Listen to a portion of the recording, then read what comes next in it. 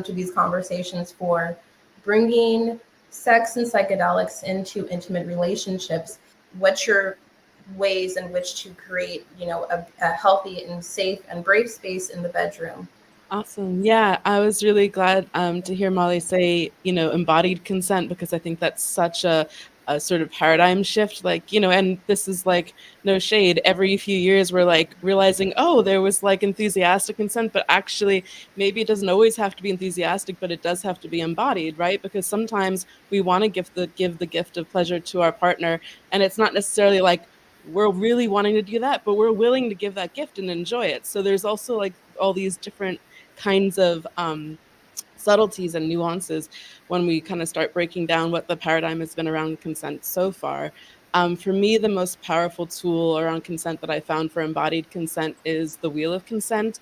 It was developed by Dr. Betty Martin, and it's really a good way to get in touch and see, first of all, like how do we know what we want, and she really breaks down the process of noticing what we want or don't want in our body, then deciding to trust it, like to not just be like, oh, that's not that important, or the other person's need is more important, or it's not worth expressing. So we then have to value it enough, and then we have to communicate it. And somewhere along those four steps, most of us trip up at some points. And so really breaking down that process so that we start to build a more fluent relationship to ourselves and our desire and our ability to communicate it.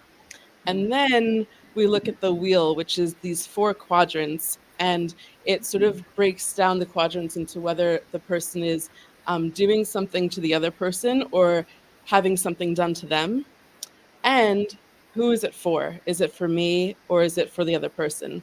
And so that actually creates four distinct experiences. And most of us are more comfortable in some of those than others. Like a lot of us are really comfortable giving pleasure, being told like, oh, I like this, and then doing it because you feel it's very comfortable. It's not as vulnerable. You know that you're making the other person happy. We're maybe a little less comfortable accepting pleasure, saying what we want, and just receiving for ourselves without worrying about whether our partner's enjoying it.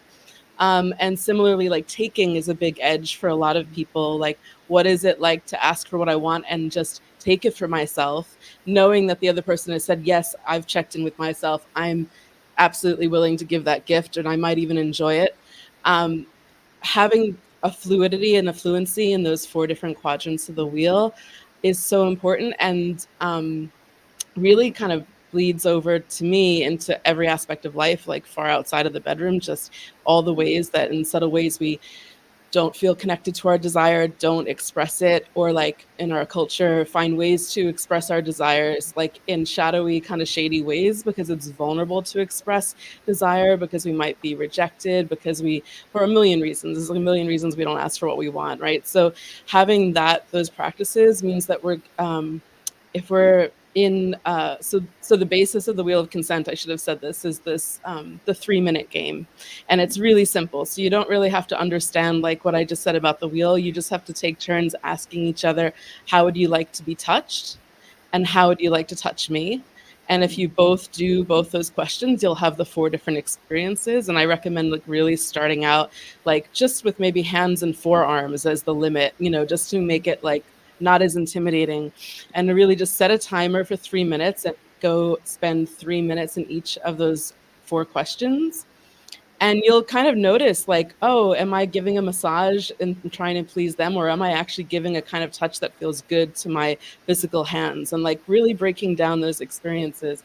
And to me, this is like an amazing practice for leading into having sex with anyone, period, but especially if you're going to be navigating the choppy waters potentially of another form of altered states on top of erotic trance and orgasm, which are already altered states. So I would really recommend like finding a way to like play that game, gain some fluency. It can become sexy if it's a really established partner. Maybe you make it a 10-minute game and the whole body is available. It's like very great like foreplay exercise, or like maybe in reframing outside of foreplay anyway, because it's all the thing, right?